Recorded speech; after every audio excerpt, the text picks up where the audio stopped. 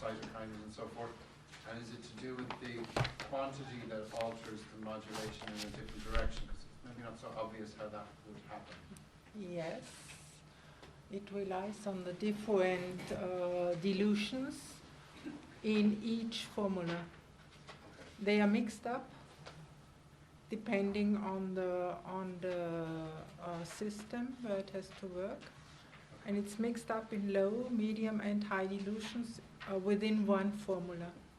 But the idea is that one of them is to an extent dialing down an inflammatory response, and another is dialing it up. Is that?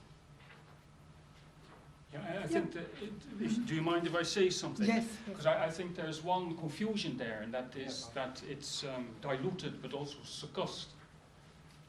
That is actually like the way that homeopathy is made. Sequential kinetic activation. There's it's called kinetic energy into it. Yeah, sequential kinetic activation. Yeah. And that's what they do. And and he's that's right, the it's workable succussion. part of it. It's not just diluted or some level, it just has to be kinetically activated also, because it doesn't work if you just dilute the solution, yes? But we have, in the very end of preparation, we have to do this activation also. Can I say if you something? don't do that, it doesn't work. Yeah. That's scientifically Absolutely. validated as well. Okay. Yeah. Yeah. Can I say something about the low dose medicine? We have been using low dose medicine for a long time. I have been using it in my clinic. I'll tell you now, the big one is aspirin. Normal dose of aspirin, you know what it is. You could give it a gram, 2 grams, more, at least 500 milligrams. And I remember after surgery, they used to put all the patients post-surgical, Mr. Gorzak would put them on 200 milligrams 3 times a day. Now, at the moment, for heart, they give 75 milligrams. That's low dose. 10 times, yeah. So low dose medicine is nothing new. Has anyone heard of naltrexone? Mm-hmm. Now, naltrexone is used for addictive people who have addictions with cocaine, heroin. I used to be in charge of the alcoholism unit and addiction unit for 3 years.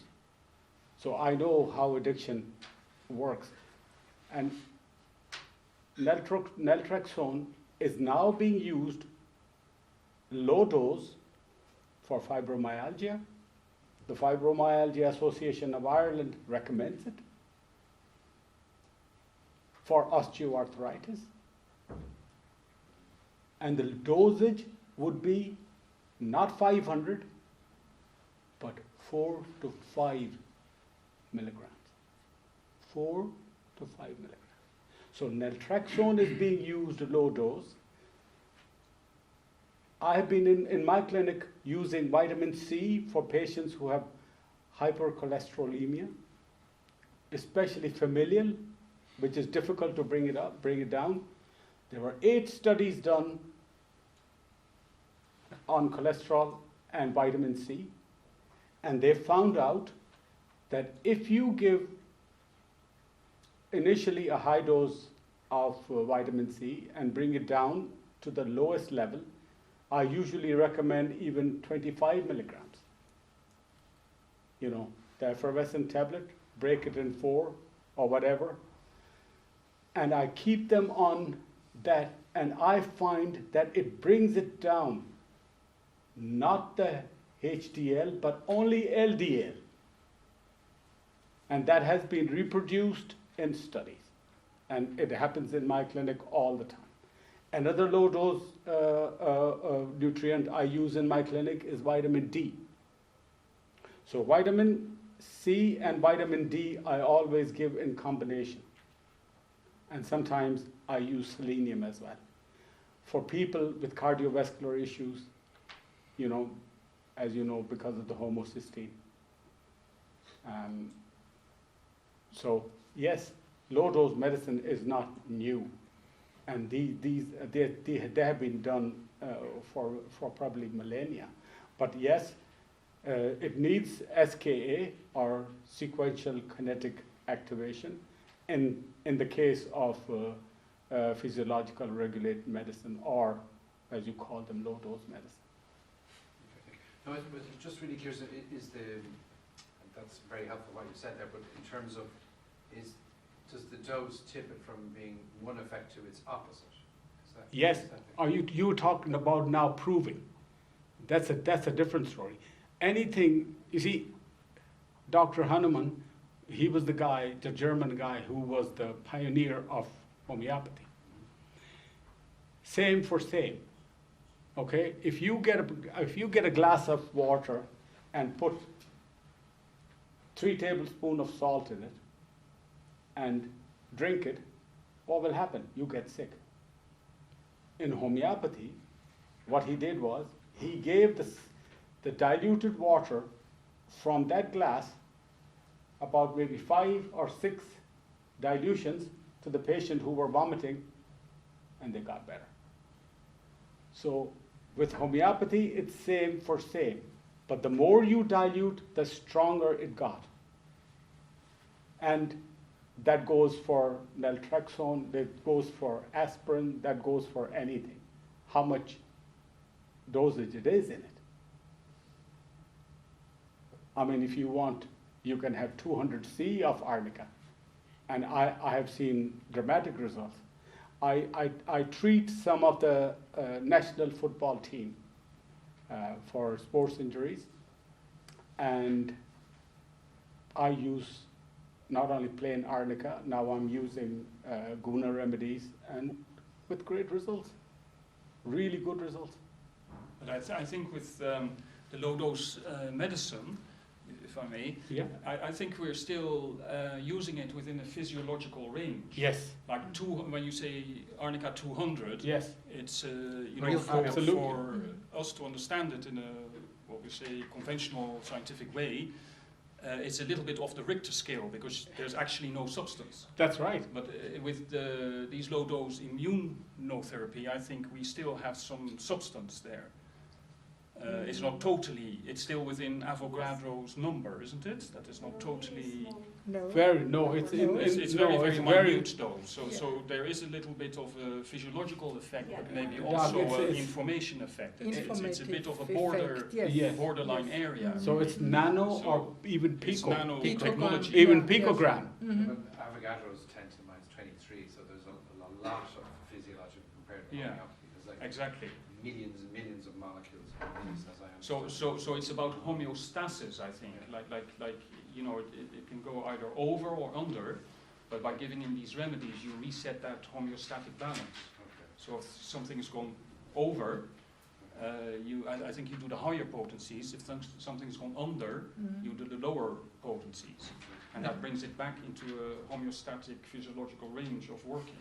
But it's all nanotechnology, it's not, Yeah. you know. It's very And the whole principle is that you have higher dilution, medium dilution, and low dilution that you allow for body to decide what body needs. Absolutely. It Well means done. why you have in one mix everything, because every body is different and every body will take from that mix what it needs. And because it's the same physiological dosage as it should be in the body, body quickly accepts the missing part and integrates in the body. And a lot of other stuff that's not necessary will be left and discarded. So the point is that you give everything for body to choose from. You know, you can't build the house just with the stones. You need wood, you need glasses, you need doors, you need insulation. So you give everything and then the house is built. But if you give just stones, you might be lucky and you got it because stones were missing. But that's why how especially Labolabs got it. Doc, you forgot one thing. For make a house, a home, you need your wife. Yes, absolutely. May I say something which might be helpful for people who are not familiar with the concept of sequential kinetic activation and extremely low dilutions? The institute, the group who organizes this conference, we have a YouTube channel And I'll send, whoever wants that, I'll send the link to that channel. And on that channel, there is a absolutely brilliant lecture by Dr. Alessandro Pera. That lecture took place in Cork, I think in 2016. And that lecture is dedicated to the concept of low-dose medicines. He explains this, you know, physiological dilutions, below physiological dilution. He explains how it works on the informatic level. If you wish, whoever wishes, let me know, and I'll send you the link to that lecture. And this is a basic to understanding. This is a basement for building that house. So, yeah, and I think it's very well delivered, that lecture. Yeah, Sean, you remember? You went there. I think you can just go onto YouTube, and if you put in Dr. Alessandro Pera, it comes up. Cork, I yeah, didn't Dr. want to make Alessandro them up. Pera, Cork, because the lecture took place in Cork. But in any case, to save you Get the link, searching yeah. for that, I can forward the link to that particular lecture if you wish. So would you like that? Yeah, it'd be great. Okay, so I'll forward that to you. And whoever else wants, and yeah, okay. I'll just mark two people so I won't forget. Yeah, sorry for interrupting. Any other questions? Any other questions? Any other? What would you use for urinary tract infections? For simple, conventional way, it's D-mannose, Yeah. for long term. For, interstitial and, Yes. recurrence. As you Right. said, you need to look for viruses. Depends on what virus is sitting behind, and usually either kinesiologically or with bioresonance, one of another virus comes up. And from Guna's cytomix is amazing, and Guna virus is, kind of covering any virus activity. Works well. Just patient needs to understand that this will not work in 1 week. They need to take it for at least a month or 2 or 3. And if they get patient, they get results. The problem is with low-dose medicine that there is no magic bullet. That's why I inject them, because that gives them a little bit, something is happening. Because they all want, we all are impatient. We want quick results. And I really found that little injections really give them that lift for next week to get through the waiting for results. Could herpes virus then, or not, linked to? Yes, absolutely. Herpes is the mother, or I don't know, father It's of. a good combination. What I Yes. also would do is check the pH of the patient. And on top of it, I would give them SIDS baths. Which one? SIDS baths. These are baths with either Epsom salt or with sea salt. Would it have to be a bath, or could you? do So a what foot you, bath? Foot bath? you sit in any. What you do is if you fill up half a bath. and- She's older, and I know she doesn't like baths, but with a foot bath? Yeah. Does foot No, bath no, be- it has to be pelvic area. Okay. It's called SITZ.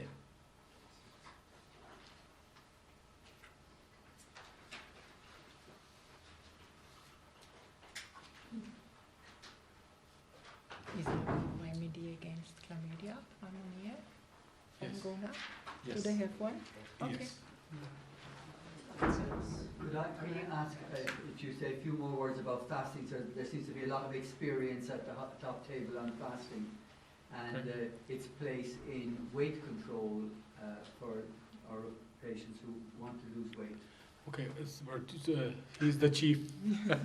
Not the chief, but Faster. yes, it's just because I try and I walk my talk, and because I was 10 kilos heavier 2 years ago, and by doing this 1 day or 2 days or 3 days fast, depends on how I feel, I lost 10 kilos. So I was 95, now I'm 85, and I feel much better. And I'm telling patients, fasting is not for weight loss. It helps to lose few kilos, but it's more about giving a chance for body to fix things, and when we are fasting, it is the fixing time, so healing time when it's happening. If you overdose fasting, then you can get into malnutrition and damage and so on. But you know, you all read the studies, and up to 5-7 days, it's impossible to, you know, unless someone is kidney failure or something, you know, it's safe for them to try for 1 or 2 or 3 days. So nobody will die from 3 days fast if they drink water. Dry fast might be tough, and you know, I'm not talking about that in my first maybe 5 visits with patient, but it's another big amazing tool to get healing even faster and better. But dry fast is more dangerous, I think, you know, advising for patients to do it at home. I don't feel it safe. But we do a lot of fasting retreats where we go with patients, we fast with them, we measure, we check the glucose, ketones, and they feel safe. They are checked every morning, they know the sugar is fine, they are drinking water and exercising, running, swimming, doing yoga, and sugar is always 4, and they can't understand that, how this is happening. Yes, every 1 day of fast on water you lose 1 kilo, but the second you start eating, usually they all come back. So therefore, you know, all big losers things, and you know, all the fasts, all exercise programs, or all diets works as long as you keep doing them. And it's at the second you stop, everything usually comes back to homeostasis, whatever body needs. I use fasting quite a lot in my practice, and the key to practicing fasting from a toxic point of view is the preparation for that patient to make sure that you've got rid of all of the processed foods on a slow period of time, whereas if you jump somebody into a fast without the preparatory work, they're doomed to fail straight away and actually get quite ill. Also, to resume out of the fast is of absolute importance. That first meal post-fast is of critical importance, because of the matrix in the endothelium, in the gut, is in a very delicate state, and you don't want to actually exacerbate that.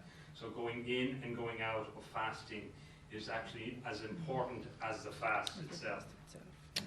It is, yeah.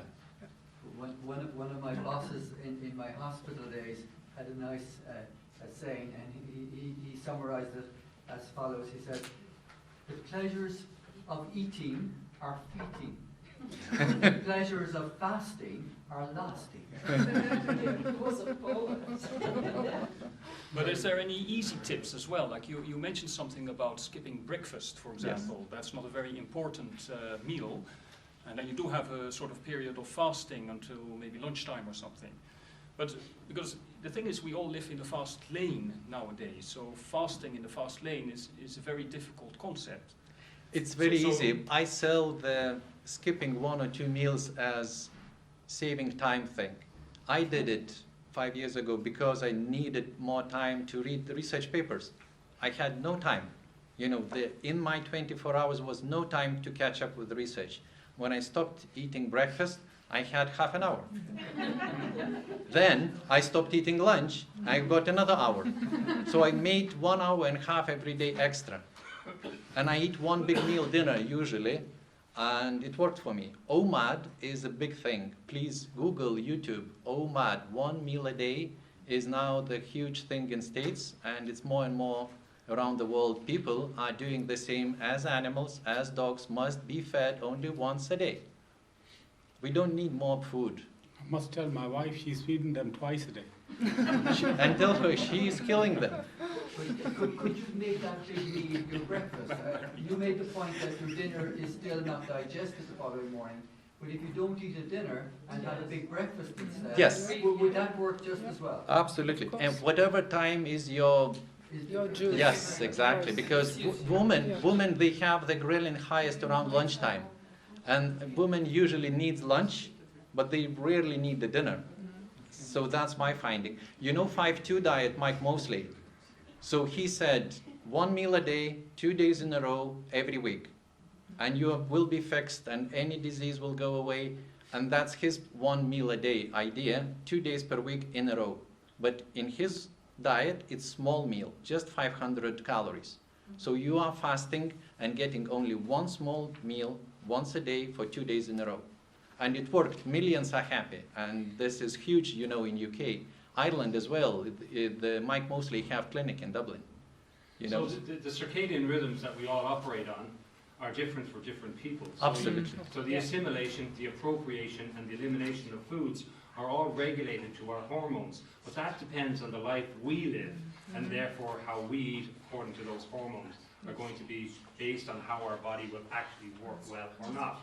So some people operate well on a morning meal Yes. and fast, Absolutely. and other people work well. There is new research on glymphatic stuff going on currently, which is suggesting that our brain during our sleep process will not actually get the glia cells to wash themselves correctly if our digestive system is active. So the process now, as they're suggesting, is we should be fasting, or not consuming, appropriating energy for at least 5 hours before we sleep. Yes, and you know that's from, I don't know, already 20 years we know that don't eat after, just before going to bed, you know, because that's, you're not resting. They're now showing the functional MRIs of this activity occurring in sleep mode. It's amazing. Yeah, and as you asked for the, you know, quick tip, never ask patient to fast on weekend, you know, so, you know, so I'm saying, you know, do whatever you want, detox, fast, working days. Weekend is off. Enjoy life. Go out, meet people, eat whatever you want. Once a week you can eat everything. You know, don't go crazy, but you can try everything, you know. So this is my tip, you know, and they really like it, that they have days when they can enjoy life. We need to, we are human, we need, food is so big treat, easy treat. And it's just that what restaurants are preparing sometimes are causing trouble, you know, and now we are laughing with my wife when we're going, we're ordering cup of water, hot water with lemon. And they're saying, and? That's it? Or salad, but without any sauces or something, you know, if you really want something, because I was shocked, you know, every time we would go to nice, good restaurant, I would get ulcers in my mouth. And until I realized that this is the food and taste enhancers. I would never have ulcers from home meal. But the second we would go to perfect restaurant, you pay the money, and my mouth is off. So, you know, but just my own, you know, sensitivity. Just a little trivia for you. Recent research has shown that some people who had trouble with cholesterol, if they went to a restaurant or a fast food restaurant, now I won't take the names of the fast food restaurants, you know, just going and smelling the fried food, I'm not joking you, increases the cholesterol. It's a fact. Indeed. How do you explain that? They couldn't explain it either, but they found that when some of those people who had problem with the cholesterol, if they went and just smelled the... Yeah, that's the homeopathic dilution. Picograms, yes. I have another question as well about the chronic fatigue. Like you were saying that herpes simplex virus is the main culprit there. Epstein-Barr is the main. Yeah, Epstein-Barr, absolutely. Oh, okay, Yeah. okay. Infection. Yeah, I thought that as well, but I thought you Okay. said that herpes simplex, No, or I no, got that wrong. it was Yeah. Epstein-Barr. Yeah, Epstein-Barr, always. it's the main Yeah. topic on chronic Doug, how fatigue. about Lyme's disease? Have you anything to say about Lyme's disease? I put you on the spot now. No. I'm just looking for Epstein-Barr, of course. Because sometimes if I treat Epstein-Barr, they get better, Very good. but they don't get rid of it. No. Or they don't get under, the Borrelian don't get under control. No, it's nasty. Yeah, they're really nasty. Hmm. Very difficult. But I treat the immune system with several Life products during the whole procedure. What are you doing with anything on tinnitus? On Tinnitus? Ringing. First of all, it depends on, Any evidence of it that really actually depends on the cause, I'm afraid, you know, Is because there there are any so evidence many, of viral in that? yeah, sometimes, Yeah. not always. Okay. You know, sometimes it could be because of the environment. Sometimes it could have been that you, as a child, you had suffered from chronic infections or sinus trouble. Yes, always there would be some involvement of the viruses, but it really depends on what's going on. Some people with chronic tonsillitis and pharyngitis have trouble with tinnitus. Some people with allergies. I found a lot of patients with intolerance and allergies, they complain of tinnitus. So it really depends on the cause of tinnitus. Now, yes, if there is a definitive cause for a viral connection, of course, and there's no harm in giving something. What would you recommend for that purpose? There is no special. There's no specific formula. thing. I don't No, think no. so. There is now states are pushing one of the company multivitamin with mix of different minerals and vitamins specifically for tinnitus. There is a new combination which is multivitamin of specific B group, selenium, chromium, and as a tinnitus cure. For And infusion or? no, just tablet. Who Tablet. was that produced by? Or do you I know? can check that, but I saw the advert in, like tinnitus capsules, Okay. fix. But it's. Have you heard, I- does it work? Does it work? I don't know. It was recent something marketing thing, but I use in my clinic a lot of red lasers, cold lasers, 650 nanometers length laser, which is used in physiotherapy for Me many too. years. Me too. And it works amazing for tinnitus because they now have earplugs that produce that laser that goes straight inside and takes away inflammation. So Very good. the same for allergies and nose issues. There is a probe that goes inside the nose Very good. and lights up the whole nose is red like Christmas. And of course, for that they use it's called cold laser watch, that device that goes on your wrist and affects the whole blood flow. Now they, through China involvement, got down to around 100 euros with all the attachments. So, it's the best Christmas gift for every family. And they are on my website, and yes, you can check them. It's holisticdoctor.eu/LLLT, low-level laser therapy. Doc, now you know what happened to poor Rudolph with his red nose. I often try for tinnitus or borreliose, ozone Ozone, infusions. yes. Yeah. Ozone is the Most of the yeah. time with good results, but also there were cases with no result.